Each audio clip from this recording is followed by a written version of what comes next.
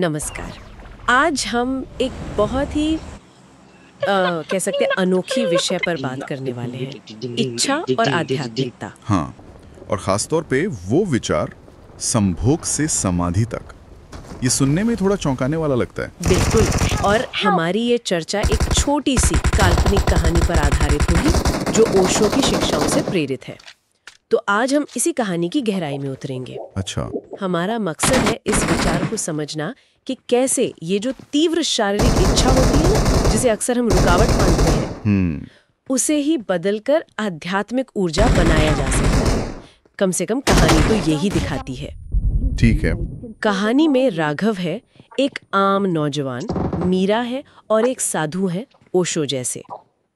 राघव की जो अंदरूनी कश्मकश है ना, वही मेन पॉइंट है हमारी आज की बातचीत का। तो चलिए शुरू करते हैं, देखते हैं ये कहानी हमें क्या सिखाती है। तो कहानी शुरू होती है राघव से। कोई बड़ा योगी वगैरह नहीं है। नहीं, बिल्कुल आम इंसान। हाँ। एक आम गांव का लड़का, मेहनत करने वाला, पर उसके अंदर एक बेचैनी है, एक आग सी जलती है। कहानी में उसे काम की आग कहा गया है। काम की आग। हाँ, और ये सिर्फ फिजिकल डिजायर नहीं है ना, ये कुछ और गहरा है। एक प्यास जो बुझती नहीं, उसे अंदर से खाली सा महसूस कराती है, रात रात भर जगाती है। सही कहा। ये स्थिति शायद बहुत लोग पहचान पाएंगे। अपनी ही एनर्जी, अपनी इच्छाओं से एक लड़ाई सी चलती रहती है अंदर, एक अधूरापन। बिल्कुल। तो इसी उथल पुथल के बीच गांव में एक साधु आते हैं। अच्छा। और वो कोई ऐसे गंभीर टाइप के संत नहीं है। उनकी आंखों में एक चमक है, शरारत सी। जिंदा दिल। हाँ, लोग उन्हें ओशो बुलाते हैं।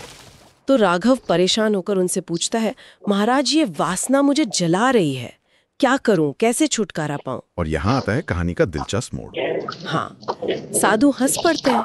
उनका जवाब बिल्कुल उल्टा है। वो कहते हैं, छुटकारा? अरे पागल, वासना से भागेगा तो वो और पीछे पड़ेगी। अच्छा। भागने में नहीं, भोगने में है, पर होश से। होश से मतलब पूरी जागरूकता से। वो कहते हैं संभोग से समाधि तक का रास्ता है। वासना को दबाओ मत, उसे जियो पूरी तरह, बिना किसी गिल्ट के, पूरी अवेयरनेस के साथ। अब ये सुनकर तो कोई भी हाँ, ये तो वाकई चौंकाने वाली बात है, क्योंकि हमारी आम धारणा तो यही है, इन चीजों से दूर रहो, दबा दो। बिल्कुल। यहाँ जो मेन फिलोसॉफिकल पॉइंट है वो है दमन का इनकार, मतलब रिजेक्शन ऑफ सप्रेशन। इस सोच के हिसाब से इच्छाओं को, खासकर कामुकता जैसी पावरफुल बायोलॉजिकल एनर्जी को दबाना, वो ठीक नहीं है, उल्टा नुकसान करता है। नुकसान कैसे? देखो, तर्क ये है कि जिस एनर्जी को हम दबाते हैं वो खत्म नहीं होती, वो बस हमारे कॉन्शियस माइंड से हटकर सबकॉन्शियस में चली जाती है। अच्छा। हाँ, और वहाँ गांठें बन जाती हैं। फिर वो अजीब तरीकों से बाहर निकलती हैं, शायद बहुत ज्यादा गुस्से में, चिड़चिड़ेपन में, या एकदम से कोई इमोशनल आउटबर्स्ट हो गया। समझ रही हूँ। वो दमन से शांति नहीं मिलती, बस वो एनर्जी अंडरग्राउंड हो जाती है और ज्यादा खतरनाक बन सकती है। लेकिन अगर दबाना नहीं है तो क्या इसका मतलब है कि बस बेलगाम हो जाओ? क्या साधु यही कह रहे थे राघव को? ये थोड़ा रिस्की नहीं लगता? बिल्कुल, ये बहुत जरूरी सवाल है और कहानी इसी बारीक फर्क को बताती है। साधु का मतलब ये नहीं था कि बस बह जाओ अपनी इच्छाओं में। हाँ, क्योंकि वो भी तो ठीक नहीं लगता। सही। यहाँ दिलचस्प बात यह है कि दमन और भोग दोनों को ही प्रॉब्लम का हिस्सा माना गया है। दबाओगे तो ऊर्जा बिगड़ेगी, और बिना सोचे समझे भोगोगे तो बस बिखर जाएगी, अक्सर बाद में खालीपन ही लगता है। तो साधु का इशारा है एक तीसरे रास्ते की तरफ, जागरूकता और स्वीकृति, एक्सेप्टेंस। अच्छा। इच्छा को दुश्मन मानकर लड़ो मत, और ना ही आंख बंद करके उसमें कूद पड़ो। उसे पूरी तरह अनुभव करो, लेकिन होश के साथ, बिना गिल्ट के, हर पल अवेयर रहते हुए। हर पल अवेयर। हाँ, यही अवेयरनेस, यही होश, यही है चाबी ट्रांसफॉर्मेशन की। ये एक्सेप्टेंस का रास्ता है, भागने का नहीं। बिल्कुल। और कहानी फिर दिखाती है कि राघव इस अजीब सी सलाह को कैसे अपनाता है। वो मीरा से मिलता है, उसके मन में मीरा के लिए गहरा खिंचाव है, प्यार भी है, और मीरा में भी वही एनर्जी है। उनका मिलना सिर्फ एक फिजिकल एक्ट नहीं रहता। राघव को साधु की बात याद है, दबाओ मत, जियो, साक्षी रहो। साक्षी रहो, विटनेस। हाँ, यहाँ बात वाकई दिलचस्प हो जाती है। राघव उस अनुभव में पूरी तरह प्रेजेंट रहने की कोशिश करता है। प्रेजेंट रहना मतलब वो जल्दी में नहीं है, ना कोई अपराध बोध है, कहानी बताती है कि वो मीरा के शरीर को सिर्फ एक ऑब्जेक्ट की तरह नहीं देख रहा, बल्कि जैसे वो पूरी कायनात का, सृष्टि का एक हिस्सा हो। वाह। उसका ध्यान अपनी सांस पर है, आती हुई सांस, जाती हुई सांस, एक रिदम में। ध्यान की तरह। हाँ बिल्कुल। वासना की लहरें उठती हैं, पीक की तरफ जाती हैं, पर राघव भागता नहीं उनमें बेहोशी से डूबता है। वो उस उठती हुई एनर्जी के प्रति सजग है, जैसे कोई किनारे पर खड़ा लहरों को देख रहा हो। कर्ता भी और दृष्टा भी। बिल्कुल। वो अनुभव अब सिर्फ भोग नहीं रहा, वो एक गहरे मेडिटेशन जैसा बन गया है। लेकिन ये साक्षी भाव रखना, ये आसान है क्या? जब इमोशंस और फिजिकल सेंसेशंस इतने इंटेंस हो, आमतौर पर तो ऐसे में होश खो जाता है। आपने बिल्कुल सही पॉइंट पकड़ा। ये आसान बिल्कुल नहीं है। शायद यही इस रास्ते की सबसे बड़ी चुनौती है और सबसे जरूरी प्रैक्टिस भी। सबसे तीव्र अनुभव के पल में भी जागरूकता बनाए रखना, यही है साक्षी भाव। नॉर्मली क्या होता है, हम या तो इच्छा को दबाते हैं या उसमें खो जाते हैं, अपनी आइडेंटिटी उसी अनुभव से जोड़ लेते हैं। सही। साक्षी भाव का मतलब है अनुभव से गुजरो, उसकी पूरी इंटेंसिटी महसूस करो, लेकिन साथ में ये एहसास रखो कि मैं इस अनुभव से अलग हूं, मैं इसे देख रहा हूं। एक तरह की दूरी, पर उदासीनता नहीं। बिल्कुल, उदासीनता नहीं, बस एक होशपूर्ण अवलोकन। कहानी के मुताबिक यही ऑब्जर्वेशन उस एनर्जी के फ्लो की दिशा बदल सकता है। दिशा कैसे बदल सकता है? जहां नॉर्मली एनर्जी बाहर की तरफ बहकर खत्म हो जाती है, वहीं अवेयरनेस के साथ वो अंदर की तरफ मुड़ सकती है, ट्रांसफॉर्म हो सकती है। अच्छा। और फिर कहानी उस क्लाइमैक्स पर पहुंचती है जो सिर्फ फिजिकल रिलीज से कहीं ज्यादा है। हाँ बताइए। बताया गया है कि उस गहरी जागरूकता के पल में अचानक कुछ होता है। वासना की वो जो तेज लहरें थीं, वो धीरे धीरे शांत होने लगती हैं। शांत? हाँ, शरीर में एक हल्का सा कंपन है, पर मन बिल्कुल स्थिर हो जाता है। कहानी कहती है मन स्थिर। मन स्थिर। राघव को लगता है जैसे समय रुक गया है। उसे अपने अंदर एक रोशनी सी फैलती महसूस होती है, एक अजीब सी शांति, एक गहरा खालीपन जिसे शून्य कहा गया है। मतलब विचारों से, ईगो से खाली आवाज था, और साथ ही सबके साथ एक होने का भाव, एकता। शून्य, एकता। हाँ, कहानी इसी स्टेट को समाधि कहती है। मन की वो गहरी शांत अवस्था जो नॉर्मल कॉन्शियसनेस से परे है। और कहानी ये भी इशारा करती है कि वो जो संभोग की ऊर्जा थी, जो शायद नीचे के एनर्जी सेंटर्स से जुड़ी है, वो ऊपर उठने लगती है। क्या ये वही है जिसे योग में कुंडलिनी कहते हैं? हाँ, इशारा बिल्कुल उसी तरफ है।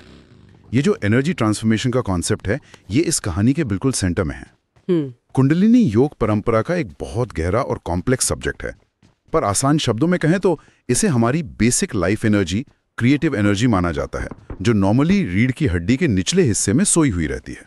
सोई हुई? हाँ, सुप्तावस्था में। माना जाता है कि ध्यान से, खास योग क्रियाओं से, या जैसे इस कहानी में दिखाया है, गहरी जागरूकता से इस एनर्जी को जगाकर ऊपर हायर सेंटर्स की तरफ ले जाया जा सकता है। अच्छा।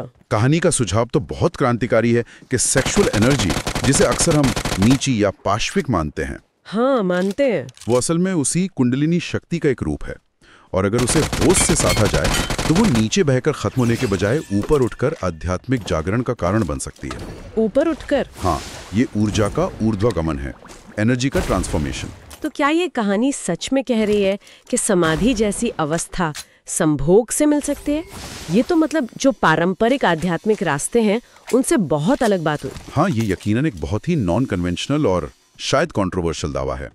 कई पारंपरिक रास्ते इससे बिल्कुल अलग है। बिल्कुल। कहानी का जोर इस बात पर है कि माध्यम यानी मीडियम जैसे संभोग, वो उतना जरूरी नहीं है जितनी अनुभव की क्वालिटी और उसमें लाई गई अवेयरनेस। क्वालिटी और अवेयरनेस। हाँ, अगर हम इसे बड़ी तस्वीर में देखें तो ये विचार तंत्र की कुछ शाखाओं से मिलता है, जहां जीवन के सारे अनुभवों को, यहां तक कि जो वर्जित माने जाते हैं, उनको भी चेतना बढ़ाने का टूल माना जाता है। अच्छा, तंत्र में ऐसा है? कुछ शाखाओं में हाँ, चाबी वही है, साक्षी भाव या होशपूर्ण उपस्थिति। कहानी के हिसाब से यही अवेयरनेस है जो साधारण भोग और सचेत अनुभव में फर्क पैदा करती है। फर्क क्या है? बिना सोचे समझे भोगना एनर्जी को बिखेरता है और बंधन बना सकता है, जबकि सचेत अनुभव उसी एनर्जी को फ्री कर सकता है, ट्रांसफॉर्म कर सकता है। और राघव का क्या हुआ इस अनुभव के बाद? क्या वो सब छोड़कर साधु बन गया? नहीं, और यही कहानी का एक और अहम पहलू है। अच्छा। अगली सुबह राघव उठता है, बिल्कुल शांत, चेहरे पर एक गहरी मुस्कान है, आंखों की वो बेचैनी, वो काम की आग बुझ चुकी है। शांत हो गए। हाँ, जब मीरा पूछती है कि रात क्या हुआ, तो वो कहता है संभोग खत्म नहीं हुआ, वो समाधि बन गया। वासना दबाने से नहीं, होश से जीने से मिटती है। वाओ। उसमें एक गहरा बदलाव आ गया है, एक ठहराव। लेकिन उसने दुनिया नहीं छोड़ी, वो अब भी खेतों में काम करता है, अपनी जिंदगी जीता है। त्यागी नहीं बना। नहीं, त्यागी या सन्यासी नहीं बना। उसने बस जीने का, अपनी एनर्जी के साथ रहने का एक नया बदला हुआ तरीका खोज लिया है।